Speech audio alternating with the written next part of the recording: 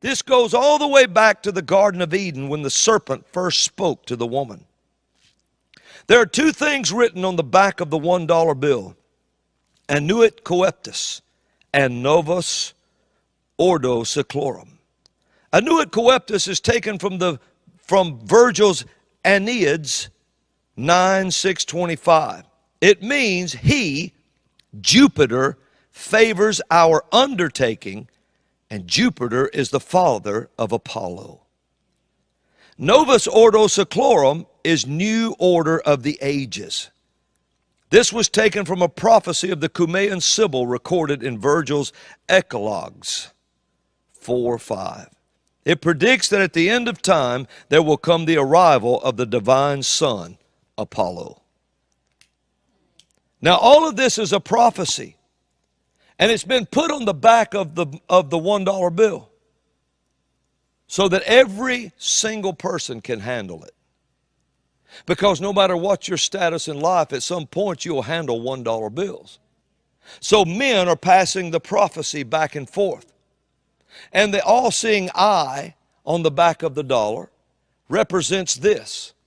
And the eye of Apollo, some say it's the eye of Horus, the sun god. It's still all the same false being, trying to bring a prophecy into being. Now listen to me close, and don't run off a cliff with all of this. Just listen to what I'm saying. So then they are planning on and looking at opening a portal to bring this prophecy to pass. And the governments know it. People know it. It's not an accident that the big Hadron Collider is built over the old temple of Apollo. Because in Revelation 9 it says there will be the bottomless pit. There's an angel fell from heaven, and he was given a key, and he opened the bottomless pit, and out of it arose a smoke.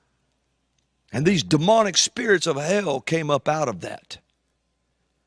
Now this prophecy is known by the people who run the world.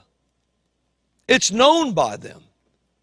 This thing has been in the earth, a prophetic war against two words. I probably went too far today. I should have done this on a special maybe. But it was done as, this has been in the earth from the beginning, since the fall of man. Listen to this, and the Cumaean Sibyl is on the ceiling of the Sistine Chapel, among the prophets of the Bible. It's given that kind of prominence to bring this to pass. That's why you see the Catholic Church, and we have that's why you see the Vatican has been talking about for a long time that they're looking for extraterrestrials to come into the earth. They're looking for them to come in. They have the giant binocular telescope in Arizona called Lucifer. They're looking for these things to happen, and I think one of the head guys in the Vatican said, it's already, they are among us. And when they were asked, when they show up on the earth, they said, we won't have to change what we believe right off. So they're looking for these beings to come. It's from that prophecy. Religion and the religious world are looking for that to come. They're waiting on that to happen. So the Hadron Collider was built on the temple of Apollo, ready to open the lid if they can do it. So watch, they have something like, it's 27 meters, but it's like under or something, but it's like 17 miles around, whatever that is on the numbers, but it goes around in a circle. It's a portal. They're forming a portal. And they fire these particles. And when they get them to a certain speed, they collide. And all at once when they collide, they open enough energy in the portal to open a dimension. And one said, if we could get it open, something might step through it. They are wanting this to happen, but it is a prophecy they are trying to fulfill. Now, I've never said that on the air, but they're trying to fulfill the prophecy. They're trying to bring the prophecy to pass in the earth. So they built it on the temple of Apollo. Do you really think that's an accident? They could have built it on a landmark of a yak that walked out on one day and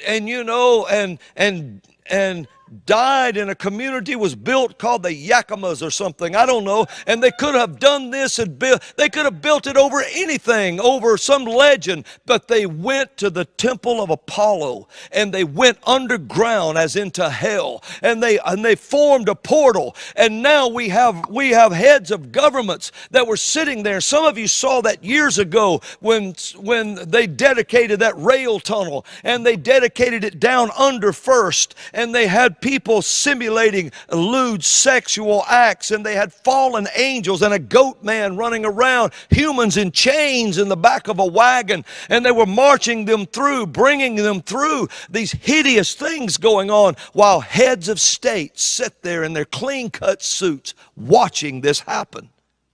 And it was a dedication to a portal. People say it's a dedication. No.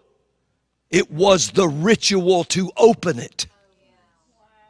That's what it was. And they knew it was. And then they brought it up on the larger platform, and all the people that worked there came up in their orange jumpsuits. You know, orange jumpsuits like prisoners wear.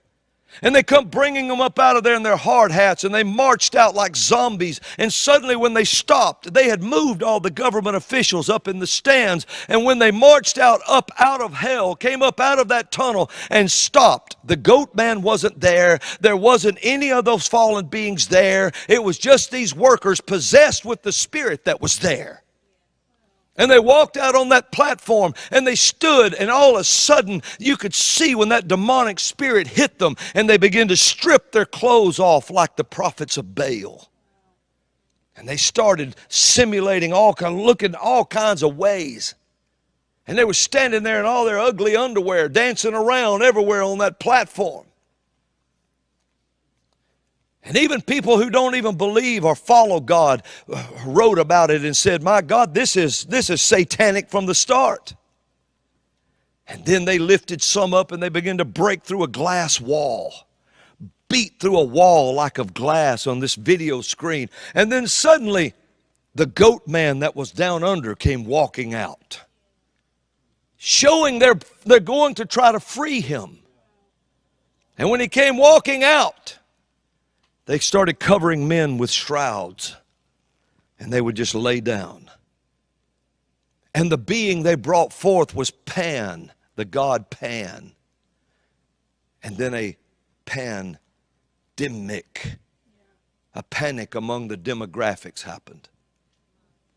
All of this started taking place. It is a prophecy of the Cumean Sibyl that is adopted by the men and women who run the world financially, and they sit in secret and hatch their serpent eggs because they are seeds of that serpent. And now you see Biden and his eye slotted. And some of you saw that. You're watching the pathos breathe. And the gases coming out hypnotizing in the spirit, until men get all kinds of stupid, asinine ideas. And then we see this one world government, and somebody stands up like out of a James Bond movie and starts declaring we know better than everyone else. And then you hear this Schwab guy start talking like something out of a scripted movie. And you see people who can't even look straight around the room, like John Kerry sitting up behind him like he's got something that he knows. And all of this going on. And Schwab has some kind of prophet. They call him the prophet. And he says, we don't look to the God above the clouds. We look to the cloud we created. That's in the scripture. Did you know that? Then they say, we don't look at those gods. We look at, and they said, gods were only invented from men, and they will cease to be when men becomes God. Something to that effect. And then this idiot proclaims that Jesus Christ rising from the dead was fake news. And they just keep spouting off their stuff and then CERN is cranking up. But right outside of CERN is the god Shiva, the Hindu god of destruction. And at the WHO table, the same god of destruction sat. And in 2010, Obama appeared as the same god. And so we have these things going on. It's all to bring about a prophecy. They believe the prophecy of the Cumaean Sibyl. They believe that. And it's a battle of two prophecies coming together in this time. So the Lord raises up prophets and brings prophets on the scene to do battle with those prophets. A prophecy of the Cumaean Sibyl. A prophecy of the Lord that said the seed of the woman will bruise his head and so forth, and we will put him down and so forth. And so there's two prophecies in the world, and you have people like this Harari, who's they call the prophet, trying to bring that prophecy to pass. And you have the prophecy of the Cumaean Sibyl, and now you see what's happening not long ago on this set right here. Right here. I started saying one day that it just hit me, and I started in my spirit, I started playing on the guitar like an explosion. I said, I hear explosions, explosions. And then Robin started singing a prophetic song a program ago or something like that, and she started singing about removing the groves, tearing down the idols, removing their titles. And then boom, the guide stones in Georgia exploded. And then, what was it, yesterday or the day before, whatever it was, boom! And a giant explosion around the obelisk at the Vatican took place. It's a war of prophecy. And there's two powers colliding. And you better be on the right side when it comes down. Because this is the time to take sides. This is the time for God's people to say like Joshua, as for me and my house, we will serve the Lord. And I'm going to tell you something. Tea cake making, tea drinking, pinky sticking out Christians that are in their elevator music rooms that are ignoring the war of a generation dying out here beside them are not the way. They are the ones who criticize the ones over here because they don't have the nerve to step out into the battle and fight.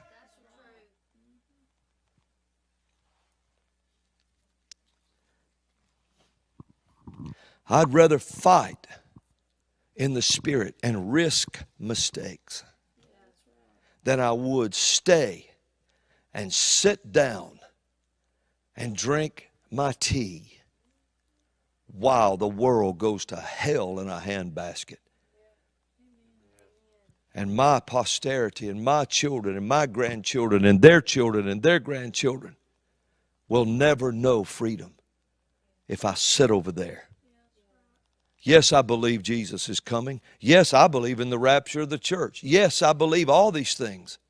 But I also believe we are to occupy. We are to resist. We are to resist. We are to stand.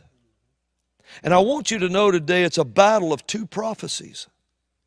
There are two prophecies. This is what the fight is. And the problem is that they know it, and they spent untold billions of dollars to build the collider, to make the prophecy happen. I don't even know who believes that. But they have built by billions and billions and billions of dollars just to open a portal to make the Cumaean Sibyl's prophecy come to pass. And now you see them talking, a new world order. There's going to be a new world order. It's going to be a new world order. You're right, Jack. There's going to be a new world order. But I'm going to tell you something, the turn that's about to happen, you ain't ready for that. Because when God turns this page, you're going to be hanging on to the edge of the page for dear life. And I'm going to tell you something, when the page turns, you just go with it. And then when the Lord has His revival here, that time will come. But even then, when that prophecy happens and the resistors are out of the way, and that prophecy happens in the widest expression of satanic power, he can't even keep it going but 7 years. And only about 3.5 of that is devastating to everyone. Now that shows you how weak this thing is. Demons can't prophesy on their own. Demons can't do that. They have to depend on men's authority. Hallelujah.